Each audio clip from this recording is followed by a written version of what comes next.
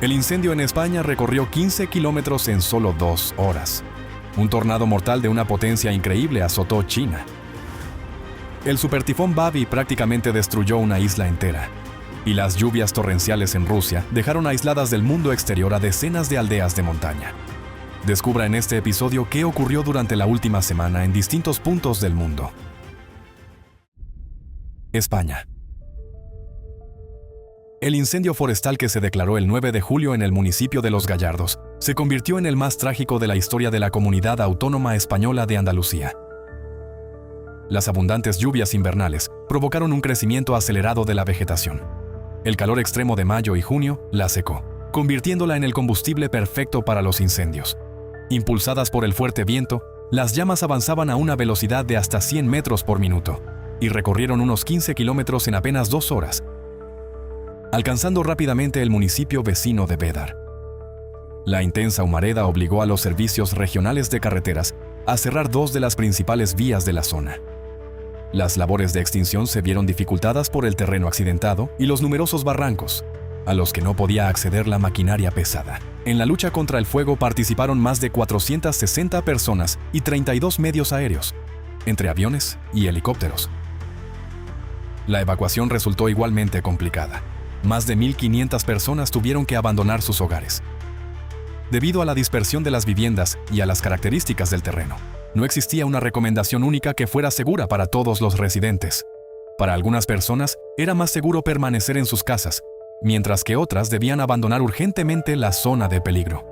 Por este motivo, las autoridades andaluzas decidieron no enviar la alerta de emergencia S-Alert a los teléfonos móviles, al considerar que una instrucción general podía exponer a parte de la población a un peligro aún mayor.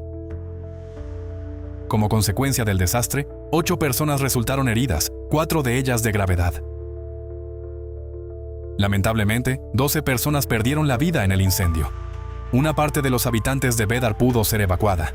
Más tarde, cuando abandonar la localidad se volvió demasiado peligroso, se recomendó a quienes permanecían allí que se refugiaran en sus casas.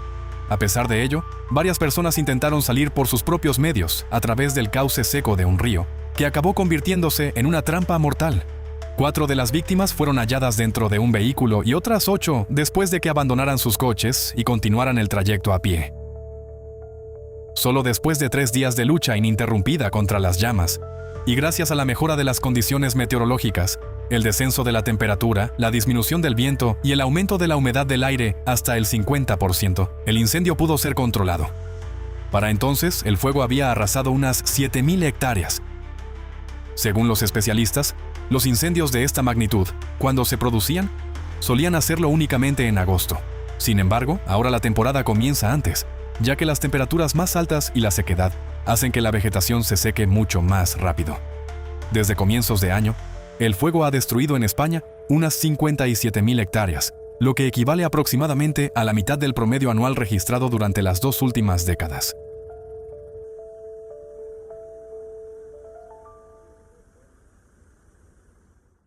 Ciclón Bernadette. A comienzos de julio, el ciclón Bernadette cambió bruscamente el tiempo en Europa Central, interrumpiendo una prolongada ola de calor. Al intensificarse rápidamente, llegó al mar Báltico, donde provocó una fuerte tormenta. El 8 de julio, el norte de Polonia quedó bajo el impacto del fenómeno. En la costa, las ráfagas de viento alcanzaron los 120 kilómetros por hora. Debido a las peligrosas condiciones meteorológicas, los niños de 15 campamentos de verano de Pomerania fueron trasladados a instalaciones más protegidas.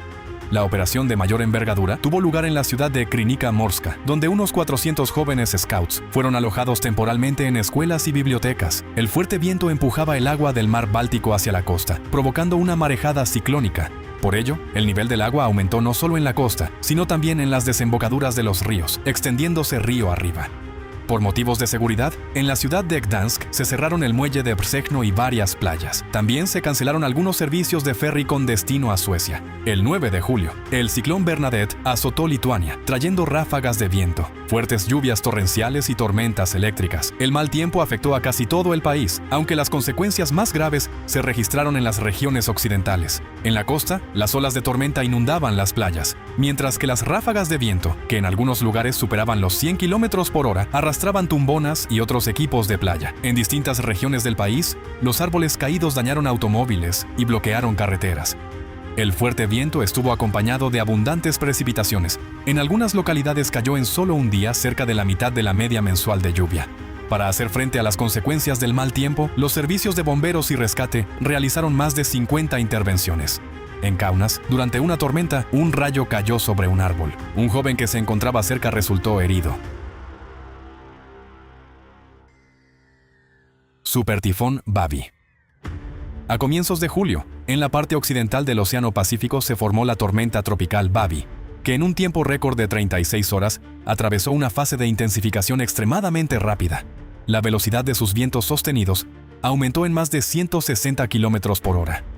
La mañana del 6 de julio, al alcanzar su máxima potencia, Babi golpeó Rota, una pequeña isla de unos 85 km cuadrados de superficie y con una población aproximada de 2.000 personas, con la fuerza de un huracán tropical de categoría 5.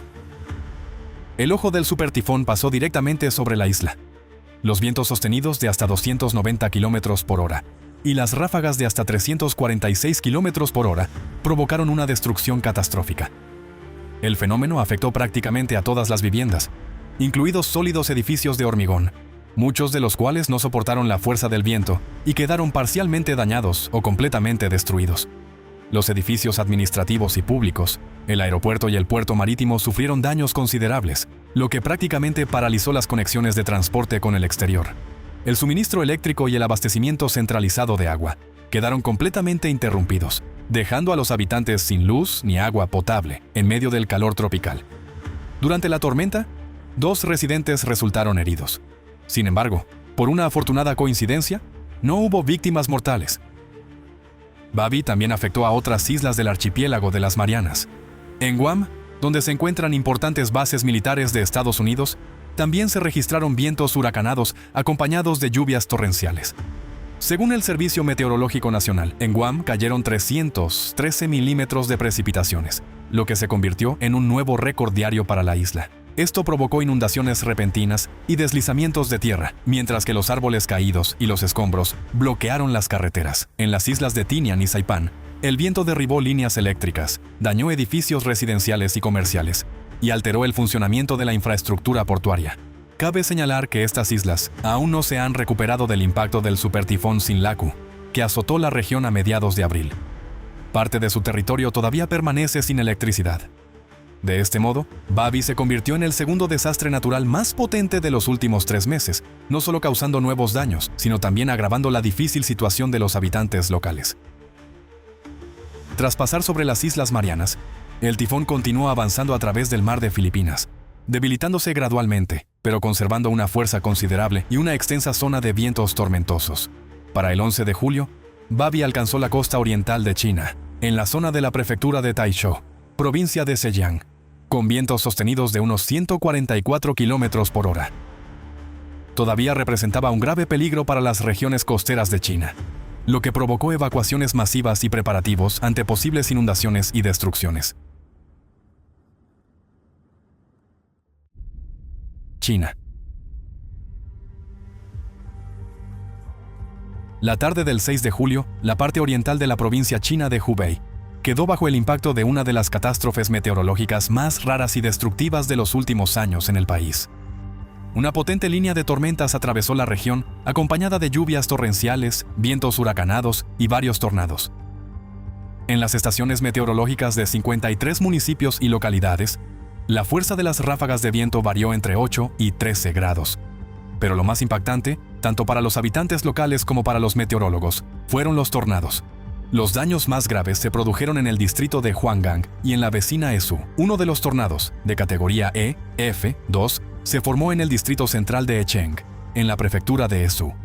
El embudo atravesó por la tarde barrios densamente poblados, cuando muchas personas todavía se encontraban en las calles. El fenómeno dejó a su paso árboles derribados, restos de tejados y estructuras de construcción, y parte de las carreteras quedó bloqueada. Manteniendo su fuerza destructiva, el tornado se dirigió hacia el río Yangtze, por cuyo tramo pasan alrededor de 120.000 embarcaciones al año.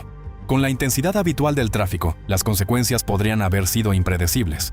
Pero, afortunadamente, la Administración de Seguridad Marítima no esperó a que el tornado apareciera visualmente y detuvo la navegación con antelación, Más de 720 embarcaciones recibieron la orden de abandonar el canal de navegación, dirigirse a aguas protegidas y echar el ancla.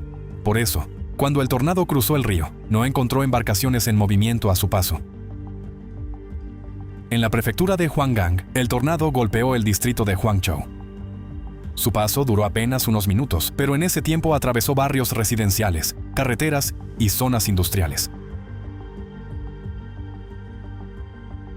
El viento arrancó tejados, rompió ventanas, derribó árboles y dañó líneas eléctricas. En uno de los parques logísticos, camiones de varias toneladas volcaron. Algunos vehículos fueron desplazados unos 30 metros. Los edificios de los almacenes perdieron paredes y techos. Las estructuras metálicas quedaron deformadas y por toda la zona se dispersaron fragmentos de revestimiento y escombros de construcción. El tornado también afectó a la Universidad Pedagógica de Huanggang. Casi todos los cristales exteriores de la biblioteca quedaron destruidos y el revestimiento del techo del estadio fue arrancado. Más de 100 estudiantes sufrieron heridas de distinta gravedad. Ya en las primeras horas, el Hospital Central de Huanggang recibió a 178 heridos. Un residente local relató la trágica muerte de sus padres. Cuando el tornado se acercaba, estaban sentados en el patio. Ante sus propios ojos, el remolino los elevó a gran altura, tras lo cual cayeron. Los cuerpos de ambos no fueron encontrados hasta el día siguiente. En total, en la provincia de Hubei, el fenómeno afectó a unas 14.600 personas. 11 habitantes murieron y 331 resultaron heridos. Quedaron completamente destruidos 22 edificios y otros 4.855 sufrieron daños. Los meteorólogos chinos explicaron la extraordinaria fuerza de la tormenta en la provincia de Hubei por una rara coincidencia de varios factores. Una masa de aire muy cálida y saturada de humedad, situada sobre el territorio de la provincia, recibió un aporte adicional de humedad procedente de la circulación residual de la tormenta tropical Maisak y chocó con aire más frío y seco, procedente del norte. Esto creó las condiciones para la formación de potentes células tormentosas y tornados. En el sur de China, las principales consecuencias de la tormenta tropical fueron las lluvias torrenciales prolongadas. Maisak tocó tierra en la isla de Hainan el 3 de julio. Después cruzó el Golfo de Beibo y volvió a alcanzar tierra firme en el norte de Vietnam. Sin embargo, su circulación residual continuó afectando a las provincias del sur de China hasta el 8 de julio. Debido al lento desplazamiento del sistema tormentoso, las bandas de lluvia pasaron repetidamente sobre las mismas zonas de la provincia de Guangxi, mientras que el monzón del suroeste aportaba humedad adicional. Como resultado, en poco tiempo cayeron en algunos lugares enormes cantidades de precipitaciones. En la localidad de Jiangping, del condado de Dongxing, se registraron en un solo día más de 530 milímetros de lluvia, y su intensidad máxima superó los 102 milímetros por hora. Los ríos se desbordaron, inundando carreteras y barrios residenciales, y se produjeron numerosos deslizamientos de tierra. Las lluvias torrenciales prolongadas crearon una amenaza para los embalses pequeños y medianos. En algunos de ellos, el agua comenzó a desbordarse por los bordes de las presas y en el cuerpo de los diques aparecieron filtraciones y daños. Las localidades situadas río abajo quedaron inundadas. Para llegar hasta los habitantes aislados por el agua, los equipos de rescate utilizaron embarcaciones, drones y sistemas de comunicación de emergencia.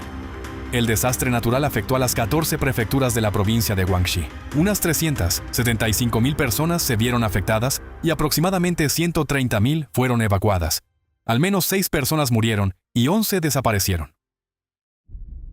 Rusia. Las lluvias torrenciales más intensas que azotaron Dagestán desde el 7 de julio provocaron numerosos flujos de lodo, deslizamientos de tierra y desprendimientos de rocas. El fenómeno afectó a 11 distritos y al sector de Veshta. 62 localidades se quedaron sin suministro eléctrico. En el distrito de Kaitaksky, tras la subida del nivel del agua en el río Ulyuchay, se rompió una presa, como consecuencia de lo cual varias viviendas quedaron inundadas. En el distrito de Gergevil, debido al desbordamiento del río Koisu, quedó inundado un gasoducto principal y el suministro de gas fue interrumpido temporalmente. Más de 100 personas fueron evacuadas de la zona inundada. El mal tiempo provocó una destrucción a gran escala de la infraestructura vial. La situación más grave se produjo en el distrito de Charodá, en el kilómetro 13 de la única arteria de transporte local, la carretera Gunip-Zurib. Se produjeron 2 deslizamientos de tierra en un solo día. Tras el primer derrumbe, la carretera fue despejada y los vehículos continuaron su recorrido. Pero durante la noche, un nuevo desprendimiento de tierra volvió a bloquear completamente el tránsito. 51 localidades quedaron sin comunicación por carretera. Otro gran deslizamiento de tierra bloqueó un tramo de la carretera Zurich a Archip, dejando aisladas a 18 aldeas de alta montaña. Los habitantes se quedaron sin suministro de alimentos y productos de primera necesidad y sin acceso a atención médica de emergencia. En la aldea de Tsemer, los residentes tuvieron que transportar durante varios kilómetros en una camilla a un hombre con una hemorragia gástrica hasta el lugar donde fue recogido por los equipos de rescate en helicóptero para trasladarlo al hospital. El fenómeno también causó graves daños a la agricultura. El agua arrasó más de 30 hectáreas de tierras de cultivo e inundó aproximadamente 75 hectáreas de huertos. En el distrito de Gergeville murieron unas 160 cabezas de ganado mayor y menor, y la corriente se llevó alrededor de 100 colmenas.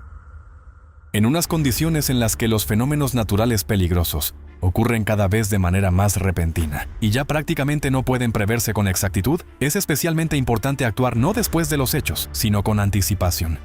A veces, las medidas preventivas pueden parecer excesivas, incómodas o económicamente poco rentables. Sin embargo, ninguna pérdida material puede compararse con el valor de la vida humana. La preocupación por la seguridad debe comenzar incluso antes de que la amenaza se vuelva evidente para todos, y la tarea de los servicios responsables no consiste en esperar a que el fenómeno alcance toda su fuerza, sino en proteger a las personas con antelación, porque la magnitud real del desastre a menudo supera las previsiones preliminares. Precisamente este enfoque se está convirtiendo hoy en una de las principales condiciones para preservar vidas humanas.